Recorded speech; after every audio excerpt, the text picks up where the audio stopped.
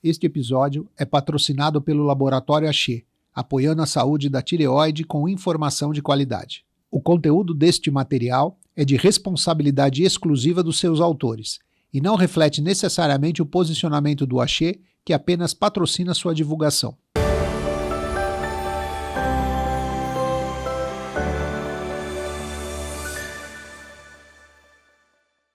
Olá, amigos da tireoide. Sejam muito bem-vindos ao Tireocast, o podcast da tireoide, uma iniciativa da Abratip, Associação Brasileira de Apoio aos Pacientes com Doenças da Tireoide e da Paratireoide. E hoje nós vamos falar de um assunto muito interessante que chama a atenção de muitos pacientes e que a gente ouve muito isso no nosso dia a dia, que é sobre a dieta da tireoide. E para isso a gente não podia contar com uma ajuda melhor do que a da doutora Rosália Padovani. A doutora Rosália é endocrinologista, professora da Faculdade de Medicina da Santa Casa de São Paulo, coordenadora do Centro de Doenças da Tireoide da Beneficência Portuguesa de São Paulo, diretora também da Sociedade Brasileira de Endocrinologia e Metabologia. Rosália, muito obrigado por você estar aqui, é um grande prazer poder contar com você aqui hoje. Eu que agradeço, para mim também é um enorme prazer. Parabéns, Erivelto, por essa iniciativa. Eu acho que realmente a gente precisa, né, de mais médicos conversando com os pacientes, explicando, passando informações corretas, né? Então, parabéns pela iniciativa. Muito obrigado, Rosália. E vamos começar, então, fazendo uma pergunta básica. Existe a dieta da tireoide? Como é que é isso? Olha, isso daí causa um enorme problema para a gente, viu? Porque realmente existe uma divulgação enorme aí na mídia sobre a dieta da tireoide, né? E, na verdade, o que a gente tem não é nada muito específico em relação a isso, né? O que a gente sabe é que a dieta mediterrânea, ou a dieta plant-based, é a dieta recomendada pela OMS, pela Organização Mundial de Saúde, né? Como aquela dieta que realmente pode diminuir risco cardiovascular, diminuir as inflamações. Então, a dieta que realmente seria a recomendada, né, caso você queira fazer uma dieta para melhorar a sua saúde, mas especificamente para a tireoide em si, não existe. O que o pessoal confunde muito, por exemplo, é que algumas situações, como por exemplo, previamente a tratamentos com radiação, por exemplo, iodo radioativo, né? Que é um tratamento que pode ser feito tanto para câncer de tireoide, quanto para hipertireoidismo, quanto para doenças nodulares da tireoide. Esse tipo de tratamento, ele requer uma dieta específica sem iodo, tá? Então, nesses casos específicos, é importante seguir a orientação da dieta pobre em iodo. Mas no dia a dia não tem nada muito específico em relação a isso. E o que a gente sabe é que mesmo em relação aos micronutrientes, selênio, zinco, iodo, vitamina D, desde que a gente tenha, né, uma alimentação correta, balanceada, a gente acaba conseguindo essa pequena quantidade que é necessária para que tudo funcione de forma adequada. Entendi. Então, essa dieta do Mediterrâneo, né, que você falou, que é uma dieta baseada basicamente em vegetais, é isso? Isso, vegetais, sementes, né? A dieta plant-based, por exemplo, é uma dieta que foca mais em alimentos verdadeiros, né? Então, são frutas, vegetais, evitar carne vermelha, evitar gordura hidrogenada, evitar muito açúcar na dieta. Então, assim, é realmente o que a gente chama de dieta saudável, né? Na dieta do Mediterrâneo, não necessariamente evitar a proteína, mas na plant-based, até isso. Eles procuram mesmo focar nos vegetais, nas sementes, enfim, nos legumes. Mas isso não é específico para tireoide, essa é uma dieta para Exa- melhor qualidade de vida. Exatamente, Tá. para tudo. E é a dieta que, na verdade, seria uma dieta que geraria pouca inflamação e, consequentemente, para as doenças da tireoide ajudaria também. Entendi. Tá? Então, isso aí é um negócio muito interessante, né? Às vezes, Rosália, a gente escuta os nossos pacientes nos perguntando assim: eu posso comer brócoli? Eu posso comer couve-flor? Eu posso comer soja? Me falaram que isso prejudica a tireoide. É verdade? E são os alimentos crucíferos, né? Então, assim, são esses alimentos em específico, né? Podem ter uma alteração do ponto de vista aí de função tiroidiana, Mas, para que isso aconteça, eles têm que ser comidos numa quantidade enorme e cru, né? Então, assim, ninguém vai viver de couve-flor, ninguém vai viver de brócolis, ninguém vai ficar comendo uma enorme quantidade, ainda mais desses alimentos na forma crua, né? Então, o que a gente recomenda é que você coma de forma equilibrada, de preferência sempre os alimentos cozidos, né? Que não vai ter problema nenhum. Entendi. A gente tem, por exemplo, teve um caso lá na Santa Casa, né, de uma paciente que consumia soja, né? Vegetariana, não? Tudo era à base de soja. Então, ela consumiu uma enorme quantidade de soja e acabou refletindo um pouquinho na função tiroidiana, que pode acontecer. Mas são em casos, assim, muito específicos e quando o paciente acaba consumindo muita quantidade. E no caso desses alimentos, né, na forma crua, não na forma cozida. Entendi. Então, se você cozinhar o seu brócolis lá, você pode Nenhum comer? problema. Nenhum Sem problema. Muito bom, interessante. E esses alimentos, eles podem interferir na absorção do hormônio tiroidiano? Por exemplo, bom, aí você está me dizendo no caso de um paciente que tem hipotireoidismo, né? E Isso, que ele vai tomar a levotiroxina, isso, né? Então, exatamente. acho que é importante a gente falar o que acontece com o comprimido da levotiroxina nesse caso. Então, os comprimidos, eles passam pelo estômago. No estômago, eles têm que ser dissolvidos e aí eles vão ser absorvidos no intestino. Por isso que a recomendação é que esses comprimidos sejam tomados em jejum, porque em jejum o pH do estômago ele está bem ácido, isso facilita a dissolução do comprimido, né? Então, a recomendação é que os pacientes tomem com água em jejum e que comam só depois de pelo menos 20 a 30 minutos, né? Então, por conta de focar nessa parte de dissolução e absorção. O que acontece é que, por exemplo, alimentos como fibras, né? Se eles forem comidos em grande quantidade, eles podem alterar a absorção da levotiroxina, tá? E aí, no caso, a gente pede para que quando o paciente vai comer, ele coma um intervalo maior entre a tomar o comprimido e a refeição. Então, no caso, o comprimido é tomado de manhã, que ele faça essa refeição com mais fibra na hora do almoço, enfim, que ele dê um intervalo maior. E também se esse comprimido ele for tomado com café, isso pode alterar. Então, assim, pensar em todos esses alimentos de forma que eles não atrapalhem a absorção e que eles sejam comidos, porém com um intervalo um pouquinho maior em relação à tomada da medicação. Entendi. Mas, por exemplo, para quem toma hormônio tiroidiano, não tem problema, quiser comer um brócolis, uma couve-flor, né? Isso eu acho que é uma mensagem importante. Não, Né? nenhum problema. E principalmente se for comer na hora do almoço e o comprimido for tomado de manhã. Exato. Né? Que bom. Que bom.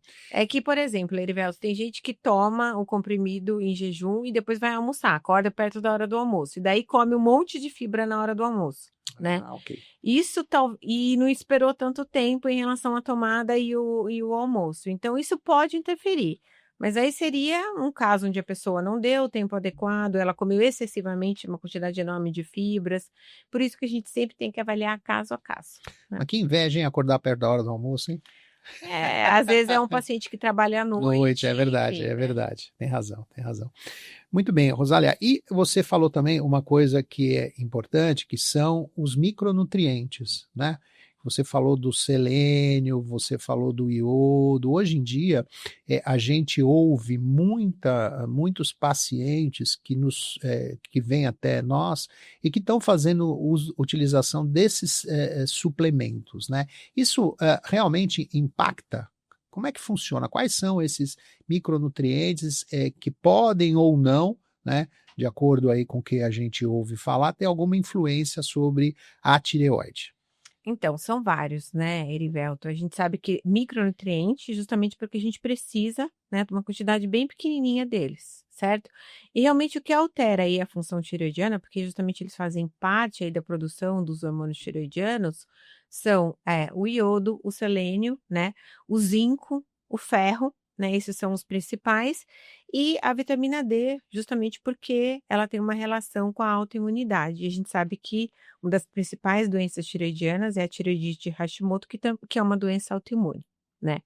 Então, acho que hoje em dia se fala muito em suplementação desses micronutrientes. Então, quando a gente fala de suplementação, pensar que o indivíduo, mesmo que ele esteja consumindo numa quantidade adequada, mesmo que ele não tenha deficiência, a gente vai dar mais micronutriente para ele, tá? Quando a gente vai olhar na literatura, a gente não tem nenhuma evidência de que isso acabe melhorando a função tireoidiana, né?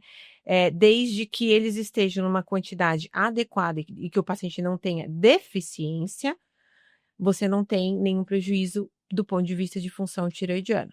Se o paciente tiver deficiência, aí sim, né? Então, a gente sabe que, por exemplo, deficiência de selênio, deficiência de iodo podem levar, inclusive, ao hipotireoidismo, tá?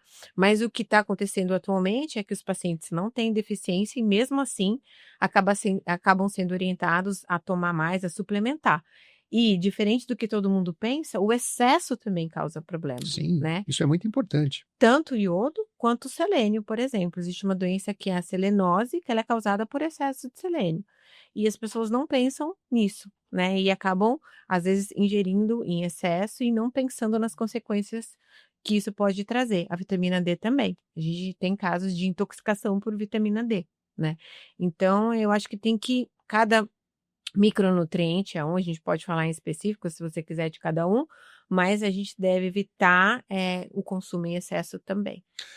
Vamos falar um pouquinho sobre o iodo, porque eu acredito que você também deva perceber isso. Quer dizer, a quantidade de pessoas que têm tomado iodo, né, tem aumentado nos últimos anos, né? E o Brasil, você me corrija se eu estiver errado, é um dos países do mundo onde a ingesta de iodo, né, pela própria iodação do sal que a gente tem aqui por força de lei, ela é uma das maiores ingestas de iodo do mundo. Estou errado? Sim, é perfeito isso que você falou, Erivelto. O iodo realmente ele é um grande problema, né? Porque a gente vê aí no dia a dia colegas médicos prescrevendo Lugol, por exemplo, para tratamento de doença da tireoide. Ó, só para vocês terem uma ideia, o que a gente precisa de iodo por dia, um indivíduo adulto, é 150 microgramas de iodo. Uma gestante que precisa mais de iodo, né? Porque isso é interessante falar para os pacientes, né? O bebê, ele começa a ter uma tireoide funcionando depois de 3 meses de gestação. Então, nos primeiros 3 meses, ele precisa do hormônio que vem da mãe. Então, é óbvio que a tireoide da mãe, ela precisa produzir mais hormônios, então ela precisa de mais iodo, porque o iodo, ele vai participar da formação do hormônio tireoidiano. Então, a gestante precisa consumir mais iodo, ela precisa de 250 microgramas. Só para vocês terem uma ideia, uma gotinha de Lugol tem 2,5 miligramas de iodo. Uma gota, né? Então, é 100 vezes mais o que uma gestante precisa, que precisa mais que um adulto, né? E esse excesso de iodo, ele vai causar problemas para a tireoide. Então, além de não tratar, muito faz quem não atrapalha. Então, além de não tratar, ele vai atrapalhar a função da tireoide, né? Então, podendo causar aí um hipo, enfim, vai descontrolar tudo. Então, tem que tomar muito cuidado com isso. E em relação ao que você falou da iodação do sal, o Brasil ele é um dos países onde existe a obrigatoriedade, né, da iodação do sal de cozinha. Então, isso começou em 1974, é um programa de iodação do sal, né, do governo nacional, onde o nosso sal de cozinha ele acaba sendo todo iodado. Isso foi, então, inclusive, um dos temas do meu trabalho de doutorado, onde eu fui estudar a iodúria na nossa população. E aí, o que eu vi? Que, diferente do que a gente pensa, hoje a gente tem muito mais excesso de consumo de iodo do que deficiência.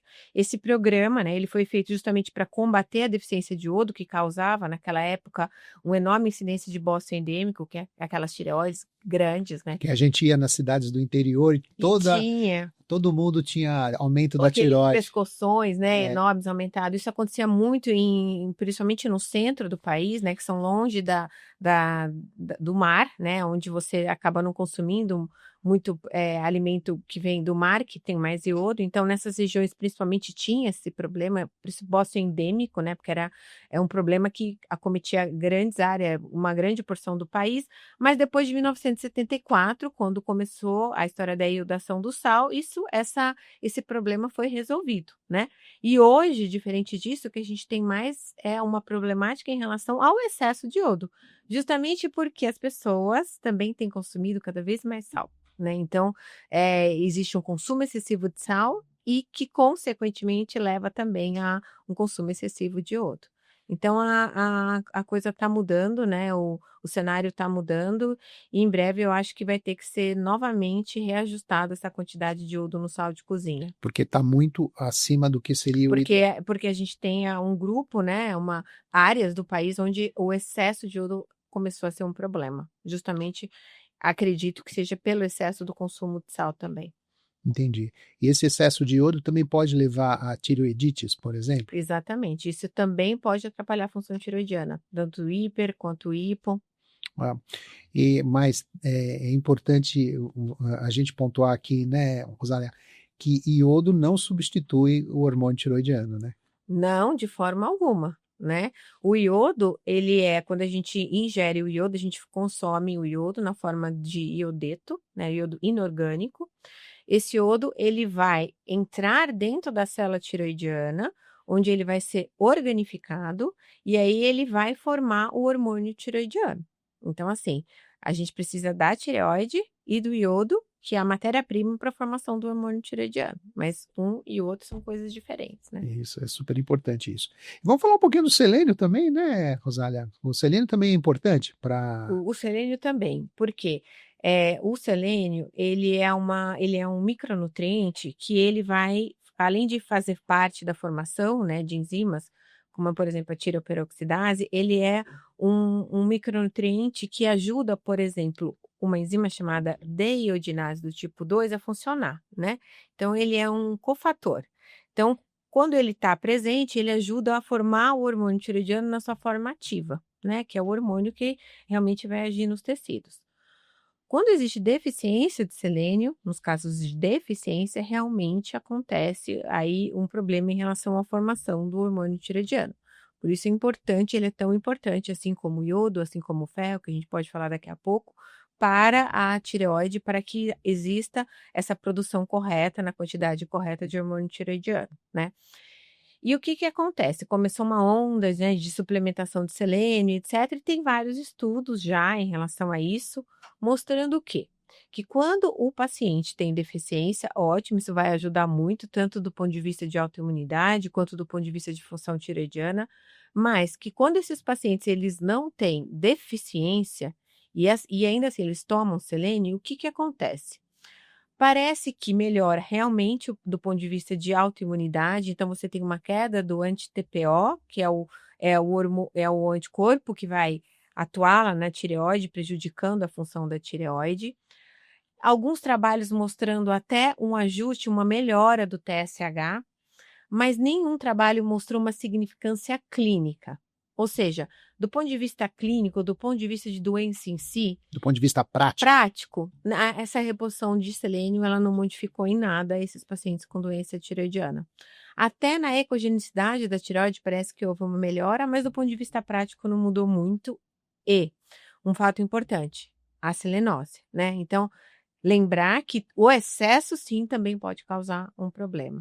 Então, eu acho que, assim, ainda não existe o consenso, né, em relação a isso. Então, outro dia eu ouvi uma colega falando, quando não tem consenso, a gente tem que agir pelo bom senso. E é verdade, né? Então, assim, se a gente não sabe, vamos, né, suprir as deficiências, fazer uma dieta balanceada. E eu acho que ainda não é o momento de pensar em suplementar, porque a gente não tem estudo comprovando o benefício disso. e você dosa o selênio dos seus pacientes? A gente não tem indicação de dosar, né, nenhum desses micronutrientes, a não ser que o paciente ele seja um fator de risco, né? Então, ele tem um fator de risco. Então, paciente de risco, aquele paciente que ele tem uma dieta, por exemplo, vegetariana, uma dieta com restrições, o paciente que tem doença celíaca. Então, qualquer paciente que tenha, né, um motivo que faça a gente pensar que ele possa ter uma deficiência nutricional, aí vale a pena a gente medir.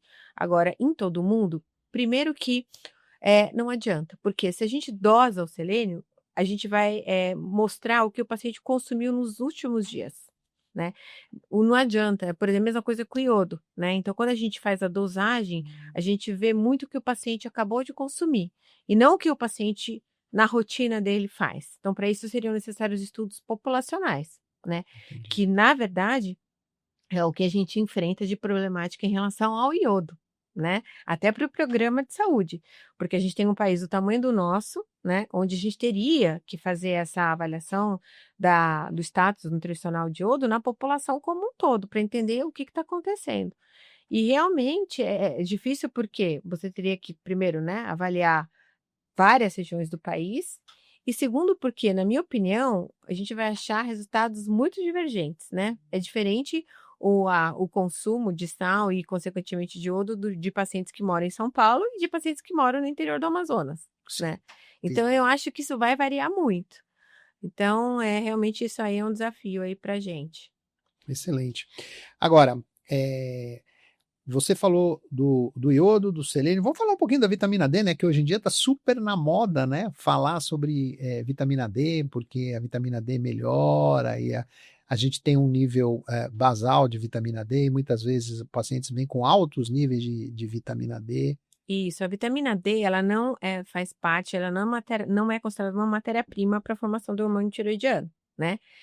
Quando a gente fala de vitamina D, a gente tem que pensar do ponto de vista de autoimunidade. Então, ela diminui a inflamação, melhora a autoimunidade, né? Então, inclusive, ela é usada para tratamento de outras doenças autoimunes, né?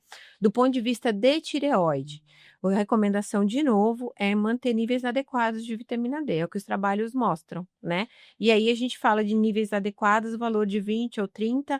Pode até manter um pouquinho maior, um pouquinho mais elevado, porque a gente sabe desse impacto da autoimunidade, mas, de novo, evitar excesso, né? Acima de 60, principalmente acima de 100, pode causar intoxicação pela vitamina D, né? Que é uma vitamina lipossolúvel. Então, diferente da vitamina C, por exemplo, que a gente pode tomar o quanto que a gente quiser que o excesso vai sair na urina, a vitamina D não, né? Então, ela causa intoxicação se consumida em excesso. Então, de novo, eu acho que é o bom senso, né? Manter o paciente com doença autoimune, procurar manter um nível de 30, 40, enfim, acho que é o suficiente. Manter em níveis adequados, talvez tendendo um pouquinho aí para mais alto. Então, isso que você falou é muito importante, né? Isso é um aviso importante. Quer dizer, diferente da vitamina C, a vitamina D, ela fica, né? Isso. Você pode ter até intoxicação. Então, é Isso. preciso muito cuidado, né? Na administração Não de só a vitamina D, né? A, D, E e K. A DEC. A DEC, né? São as 4 vitaminas lipossolúveis que elas não saem na urina igual as outras, né? Então, se a gente consumir em excesso, vai causar problema. Uhum.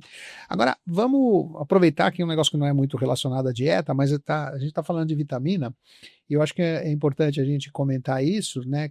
Quando a gente está tomando vitamina B12 e vai fazer a dosagem do hormônio tiroidiano, né? A Biotina, você fala? biotina. Desculpe, a biotina. Isso é muito importante também, porque a biotina, ela pode falsear o resultado da análise dos hormônios tiroidianos, tá? Então, assim, não é que ela vai alterar a tireoide ou vai modificar, causar nenhum problema para o paciente que está tomando, mas ela vai falsear o resultado dos exames. Então, para os pacientes que tomam biotina, a gente recomenda que eles suspendam a biotina 3 dias antes de coletar os exames da tireoide, porque ela pode induzir um falso hipertireoidismo. Isso pode confundir a cabeça do médico, né? Sim. E até, às vezes, induzir um tratamento desnecessário. Excelente, excelente. Muito bem. E você não quer falar do glúten, não? Vamos falar do glúten, ótimo, olha aí. Vamos falar do glúten, também é outra coisa, né?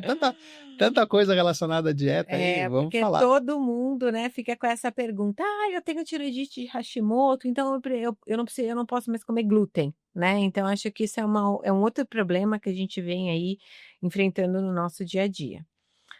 O que tem a ver o glúten, né, com a tireoidite de Hashimoto? A intolerância ao glúten também é uma doença autoimune. E a gente sabe que os pacientes que têm doença autoimune têm chance de ter outras. Então, é muito comum você ter o paciente que tem a tireoidite de Hashimoto e que também tem a intolerância ao glúten, né? Porque são duas doenças autoimunes que vêm no mesmo pacote. Isso é comum e quando isso acontece, isso é diagnosticado, a gente faz os exames e comprova, e obviamente a maioria desses pacientes tem sintomas, né? Então eles vão referir que a barriga fica estufada, que tem muitos gases, que passam mal quando consomem glúten, e a gente acaba fazendo o exame e diagnosticando. Nesse caso, é recomendado a restrição em relação ao glúten, né? Então, para pacientes que têm sintomas, a gente recomenda a restrição. Tem pacientes que, inclusive, têm sintomas, que a gente sabe que tem uma sensibilidade, eles conseguem correlacionar exatamente o consumo do glúten e os sintomas, e quando a gente vai fazer exame, a gente não tem alteração. Para esses casos, a gente também orienta a restringir. Mas para aqueles pacientes que não têm absolutamente nada, né, que não têm sintomas, que não têm a comprovação diagnóstica do ponto de vista de exames laboratoriais, a gente não tem que pedir para que esses pacientes restringam o glúten, tá? Então, isso acho que é uma informação importante, né, que todo mundo sempre fica em dúvida. Em resumo, se o paciente tem intolerância, tem sensibilidade, sim, caso contrário, não é necessário. E um outro problema é que os pacientes que têm intolerância ao glúten, realmente, às vezes absorvem menos ferro, né? E a gente sabe que o ferro, ele também é matéria-prima lá na formação do hormônio tiroidiano. Ele também é um micronutriente necessário para a formação do hormônio tiroidiano. Então, acontece de vir junto, né? O paciente com Hashimoto, intolerância ao glúten, ferro baixo, pacote completo, né? Entendi. E aí, nesse caso, é importante, além de você restringir o glúten, você fazer a reposição de ferro, e aí sim o paciente vai ter uma melhora dos sintomas. Inclusive, tem alguns trabalhos na literatura, tem até um autor, o Soap, que ele estudou bem isso, e ele mostrou que, ainda que você tenha níveis de ferro normal, que o paciente não tenha anemia, e nem deficiência de ferro, nem o ferro abaixo de 60 ou 70, se você conseguir chegar com valores maiores, ali até 100, você consegue melhorar os sintomas de pacientes que têm tireoidite de Hashimoto, que estão com valores de TSH normal, mas estão sintomáticos. Então, isso é bem interessante também. Olha só. Mas aí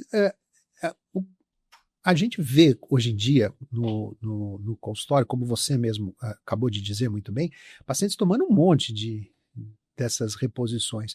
E aí ele tem um nível de ferro ok, de 100, que já é um bom nível de ferro, e continua tomando suplementação e vem com níveis muito elevados, né? De novo, né, Erivelto, o problema aí do excesso, a pessoa quer melhorar e atrapalha. Exatamente, exatamente. E aí os pacientes não pensam nisso, né? Eles ficam tão focados em suplementar que eles esquecem que a suplementação em excesso pode causar muitos problemas, né? Especialmente pacientes que tomam grandes quantidades de vitamina D, né, sem orientação médica, tomam aí uma série de Soro, né? soro, a gente vê isso muito aí na prática. A gente tem que ter a responsabilidade de tratar adequadamente os nossos pacientes, não é isso? Exato. A gente precisa orientar muito bem os pacientes, porque muitas vezes esses pacientes tomam essas suplementações tal, sem nenhum tipo de controle, né? E isso acaba prejudicando a tireoide, que muitas vezes é dada uma explicação inadequada para o paciente, que é o hormônio tireoidiano que ela está tomando, que não está fazendo o efeito desejado e tal. Então a gente precisa ter muito bom senso quando a gente faz isso, não é? Muito, Irivelto. Olha só, ontem eu acabei atendendo uma paciente até por telemedicina, e aí ela passou em mim porque ela estava tomando T3 e Manipulado. manipulado, né? O hormônio, para quem não sabe, o T3 é um hormônio tireoidiano, né? E ele não, a gente não, no Brasil, a gente não tem indústria fabricando. Então, quando o paciente tem indicação, que são raras, né? Às vezes, mas em casos bem selecionados, às vezes acontece, a gente manda manipular ou pede para o paciente importar. Então, no caso, essa paciente, ela estava tomando T3 manipulado, né? Foi um colega nutrólogo que prescreveu, E aí ela acabou, começando a ter sintomas de palpitação e tal, tal, tal, achou que ela estava com hipertireoidismo, procurou um endócrino, né. E aí ela procurou um endócrino, o endócrino olhou e falou: "Real olha, não tem a menor indicação de você tomar esse TT, você está em hipertireoidismo, o que que você tinha?" Ela falou: "Tinha hipo".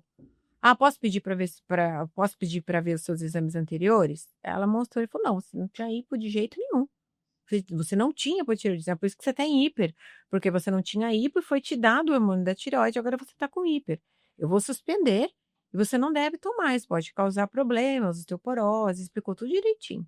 Até foi um ex-residente lá da Santa Casa. Olha aí que orgulho, hein? É. E aí, ela acabou parando e ela falou: "Me senti extremamente mal, péssima, voltei a ter todo o cansaço, insônia, ganho de peso, queda de cabelo, voltei a ficar muito mal", ela falou assim. E daí voltei no meu médico nutrólogo e ele falou que é porque eu tinha parado de tomar o T3. E daí o meu marido falou: "Olha, mas o endócrino me pareceu tão, né, um médico tão bom, será que não seria melhor você procurar uma outra opinião?" E aí ela acabou me procurando e a gente fez a consulta, e na verdade o que ela tem é uma menopausa. Ela tem 45 anos, ela não estava nem pensando nisso, mas ela tem uma menopausa de livro, com o FSH super alto lá, batendo na trave de 60, com todos os sintomas de menopausa e ela estava atrás da tireoide, né. Então assim, ela precisa de uma reposição hormonal, da ponto de vista de menopausa e ela vai ficar ótima.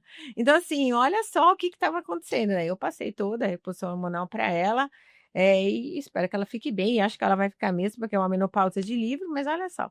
É, isso que você está falando é muito interessante, porque a gente, num outro podcast aqui, a gente estava discutindo sobre justamente os médicos que colocam T3 nas fórmulas para emagrecer, que também é um grande problema, não é? Com certeza. A gente Hum. vê muito isso na prática, né. É.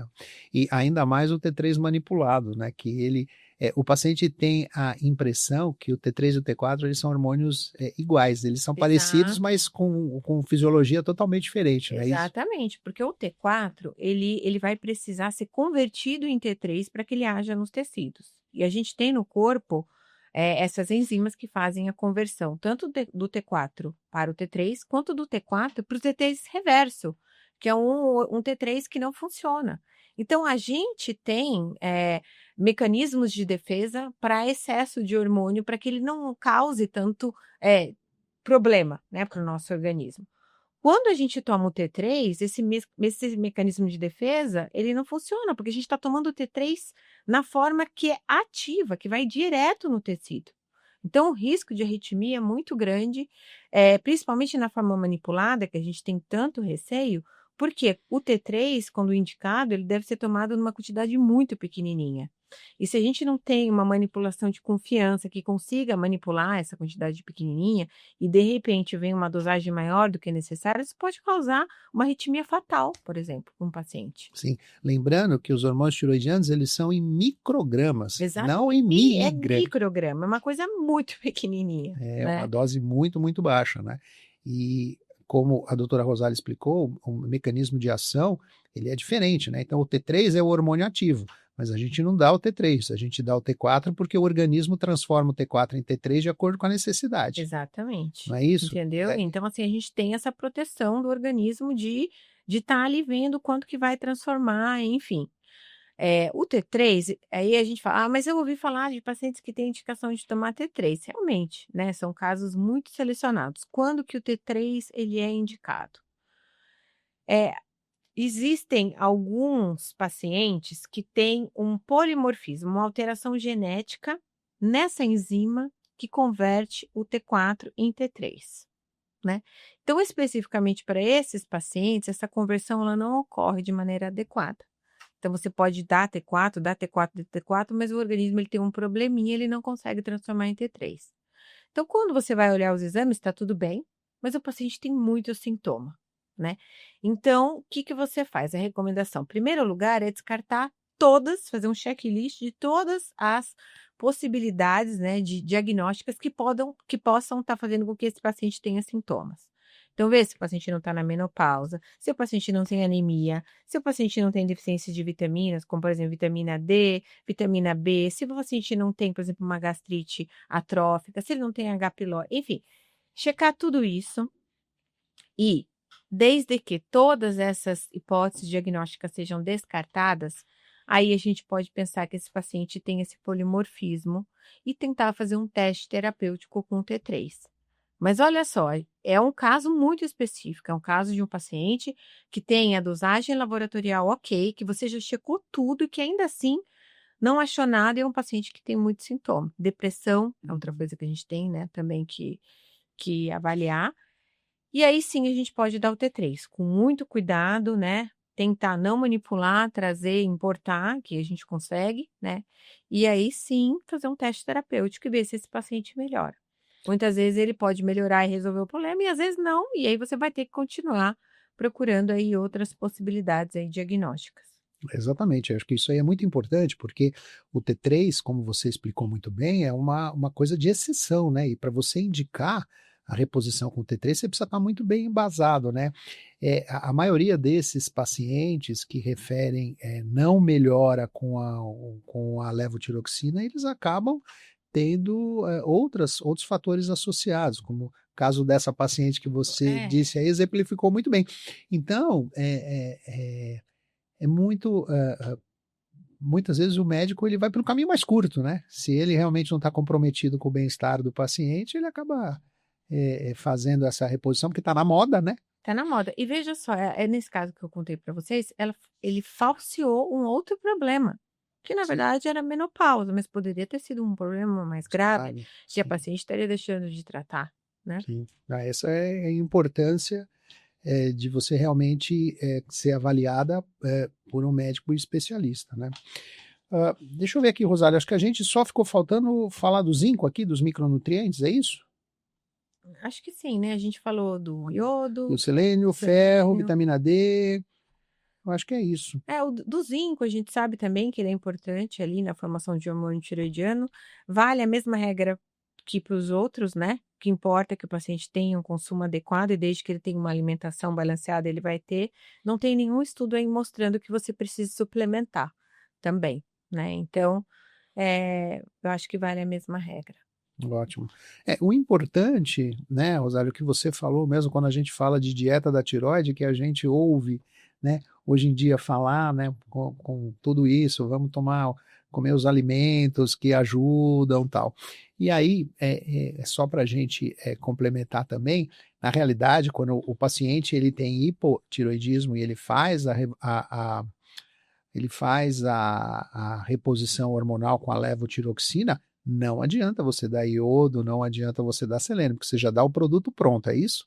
Exato. Né? Com certeza. Se o paciente tem Isso. hipotireoidismo, você tem que tratar esse hipotireoidismo com o hormônio tiroidiano. É, Não tem muito jeito, né? Então, a gente vê algumas vezes na prática aí falando: ah, eu procurei o fulano de tal e ele falou que eu tenho que parar de tomar o hormônio da tireoide e começar a tomar chá de não sei o que e tal, tal, tal, né? Gente, olha, não tem como funcionar isso, tá? A não ser que realmente você não tenha o problema. Mas se você realmente tiver, ou seja, se sua tireoide não está conseguindo produzir o hormônio tireoidiano na forma adequada, você tem que tomar o hormônio na forma sintética, né? Para que você mantenha o seu metabolismo funcionando de forma adequada. E o hormônio tireoidiano, ele é vital. Sem ele, a gente não vive, né? Então, eu falo que eu amo a tireoide porque ela é uma glândula desse tamanhozinho, né? Que produz 2 hormônios, né? 3, né? Se a gente for considerar aí a calcitonina, né? mas sem ela a gente não vive, né? Então, se o hormônio está baixo, a gente tem que repor. E uma outra coisa também que é importante, o hormônio da tireoide, ele não é o hormônio ovariano, não é o estrógeno, não é a progesterona. Então, quando a gente fala de reposição hormonal de hormônio da tireoide, a gente não está falando do mesmo tipo de reposição hormonal da menopausa, né?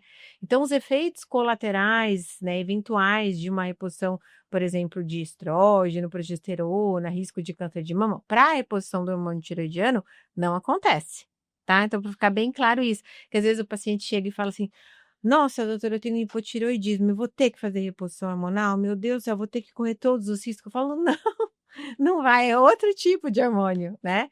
Então, né, dessa vez você não vai ter os efeitos adversos. Maravilha. E a gente falou muito de hipo aqui. Vamos falar um pouquinho de hiper nesses minutos finais que a gente está aqui. Você aí que é uma fã do iodo radioativo para o tratamento das doenças da tireoide. Existe algum alimento que pode induzir ao hipertiroidismo? Existe alguma coisa? Quando a gente está com hipertiroidismo, a gente precisa tomar cuidado com algum tipo de alimentação? Existe isso ou não? Erivelto, é como eu falei para você, né? Alimento em si, só para a gente pensar em consequência em relação ao alimento, é pensar em uma quantidade muito absurda, né? Por exemplo, medicação, sim. A amiodarona, né, é uma medicação muito utilizada para arritmia cardíaca e é uma medicação que pode causar o hipertireoidismo, né? E acontece muito na prática. A gente tem muitos pacientes usando a amiodarona, que é um antiarrítmico, frequentemente, né, Muito prescrito, eficaz para arritmia? muito eficaz para cardiologistas que acabam evoluindo aí com hipertireoidismo. Então, em relação a isso, a gente tem que prestar muita atenção. Tá. Uma outra coisa que eu queria te perguntar também é alguns pacientes que vão fazer a dieta para iodoterapia, né? E que tem que fazer uma dieta restrita de iodo e tal, eles me perguntam assim, agora que eu fiz a iodoterapia, eu nunca mais vou poder tomar uma Coca-Cola, nunca mais vou poder comer um peixe, como é que funciona isso? Ai, judiação. Não, não é bem assim, Então, né? explica pra gente. O que acontece? Quando a gente propõe um tratamento com iodo radioativo, o que a gente faz? A gente tem que manter tanto a tireoide quanto os tecidos que a gente deseja tratar, né? Seja uma metástase de um eventual câncer de tireoide, por exemplo, com muita vontade de consumir iodo, porque o iodo ele é a matéria-prima dos tecidos tireoidianos, tá? Então, Deixa eu só te interromper, fazer uma pergunta importante também, que me surgiu agora. O iodo, ele, além dele fornecer matéria-prima, ele serve para mais alguma coisa no nosso organismo? Ou ele é só para tireoide? fundamentalmente para Para tireoide, tireoide. né? Então isso é importante também, né? É saber que o iodo é matéria-prima para tireoide, ponto. Isso. Então, o que acontece? Quando a gente propõe uma dieta pobre em iodo, a gente justamente está tentando fazer com que a quantidade de iodo no nosso organismo abaixe num ponto que todo e qualquer tecido de tireoidiano ou de origem tireoidiana fique muito ávido por iodo. Então, esses tecidos, eles expressam uma proteína na membrana que chama NIS, né? Começam a expressar ela em maior quantidade, e quando a gente dá o iodo radioativo, esse iodo radioativo entra e acaba destruindo esses tecidos. Na verdade, a gente faz um jogo meio sujo com eles. Eu costumo dizer para os meus pacientes que o iodo radioativo é meio que nem veneno de rato, né? Porque ele parece uma comidinha, o rato vai lá, come e morre Exatamente, é envenenado, bem né? isso mesmo, né? A gente deixa todo mundo com fome e Exato. aí joga lá o iodo, na fome eles nhaque no iodo, mas é o iodo radioativo e daí esses tecidos morrem. Então, é jogo sujo, mas na verdade funciona muito aí na prática. Mas acabou o iodo, o paciente fez o tratamento dele, seja por câncer ou seja para hipertiroidismo, dieta normal. Dieta normal. Não tem mais Dieta restrição, normal. né? Inclusive, sabe, tem muitos pacientes que tiveram câncer de tireoide, fizeram tireoidectomia total, ou fizeram tratamento com iodo por doença, enfim, já fizeram algum tratamento para tireoide, já não tem mais a tireoide, e aí eles ficam preocupados em relação à alimentação. Tem alguma alimentação que eu devo seguir, algum tipo de alimento que eu devo comer para melhorar o meu problema de tireoide? Mas eles não têm mais nem tireoide, né? Então, o que eles têm que fazer é tomar o hormônio tireoidiano, se necessário, e ponto final. Mas eu acho isso muito interessante, porque essa é uma dúvida que o paciente tem direito de ter, Sim. como paciente. É. Agora, eu tenho um outro caso recente de uma paciente que fez a tiroidectomia e a ioterapia e tal, e foi num colega e ele falou para ela que ela tinha que tomar extrato de tireoide, que é uma medicação que a pessoa tem que importar, que é um complemento. É o T4 com T3, isso. E que não precisava tomar hormônio tiroidiano, precisava tomar só extrato de tireoide com iodo. Num paciente submetido a tiroidectomia total. Na verdade, é um engano isso, porque o extrato de tireoide justamente são os dois hormônios, né? O T4 e o T3. Então, a pessoa acha que não está tomando hormônio e está tomando o mesmo hormônio. Exatamente. Então, a gente precisa ter muito cuidado também, né? Às vezes, a gente vê que o paciente, na angústia de melhorar, né, de se sentir bem, ele acaba procurando outros Alternativas que vão alternativas. prejudicá-lo, É, né. A história de que muito faz quem não atrapalha, eu acho, assim, fantástica, porque muitas vezes o paciente vai no seu consultório, né, e você entende o problema dele e acaba pedindo os exames, mas não prescreve nada, porque você ainda não sabe o que é o sim, diagnóstico. E eles saem, às vezes, revoltados, porque: "Eu fui no médico e não me deu nada, nenhuma vitamina". Mas espera aí, você realmente precisa dessa vitamina, né? Será que é necessário? Vamos primeiro entender qual que você tem, qual é o seu problema para a gente poder tratar certinho, né? Porque as pessoas ficam muito, né, nesse foco de tomar vitamina, tomar suplemento, e às vezes esse excesso é que acaba causando problema. e como você explicou muito bem, né, o importante é a gente ter uma alimentação balanceada, né, fazer atividade física, né, que ajuda Para demais tudo, né? para tudo, né, Para tudo. não só para tireoide, Para mas diminuir risco de câncer, de eventos cardiovasculares, enfim. Esse é o segredo, eu acho, né? a gente sabe que não é fácil para muita gente no dia a dia atribulado que a gente tem, né, mas, se não é muito fácil, talvez seja interessante também a pessoa não se perder em falsas ideias, né, ou falsos tratamentos que na realidade não vão trazer nenhum benefício, real para o paciente, né. Sim. Vão acabar muitas vezes, falando de tireoide, vão acabar muitas vezes atrapalhando, né. É. E outra coisa que eu acho que cada vez menos a gente come alimento de verdade, in natura, Isso, né. exatamente. Isso também é uma coisa, alimento muito Muito, eu acho que a processado. gente come muito processado, industrializado, gordura hidrogenada, né. Eu acho que isso tem que mudar, a gente tem que voltar a comer alimento de verdade, né. Sim, Então, é uma mudança que a gente tem que tentar procurar fazer, não só para tireoide, mas eu acho que para tudo, né, é o segredo, qualidade de vida, né. qualidade de vida. É isso aí. Muito bem, Rosalia, eu acho que a gente cobriu tudo aqui, né. Ficou faltando mais alguma coisa que você queira falar? Olha, eu acho que nós conversamos bastante aqui, hein. Foi muito bom. Muito bem, minha querida Rosália, muito obrigado pela sua participação aqui. Eu queria te agradecer imensamente aqui pela sua boa vontade de estar aqui. A gente sabe que a vida corrida aqui, que você tem que mudar consultório, né, mudar suas atividades profissionais aí para poder estar aqui com a gente reconhece e agradece muito isso, tá? Eu queria que você, se quiser deixar uma mensagem final e deixar também as suas redes sociais, onde as pessoas vão poder te encontrar, fazer perguntas, te achar e ter a oportunidade de ter uma boa orientação com relação às doenças da tireoide. Bom, eu acho que, assim, o mais importante que ficou aí da nossa conversa é focar numa alimentação balanceada, né.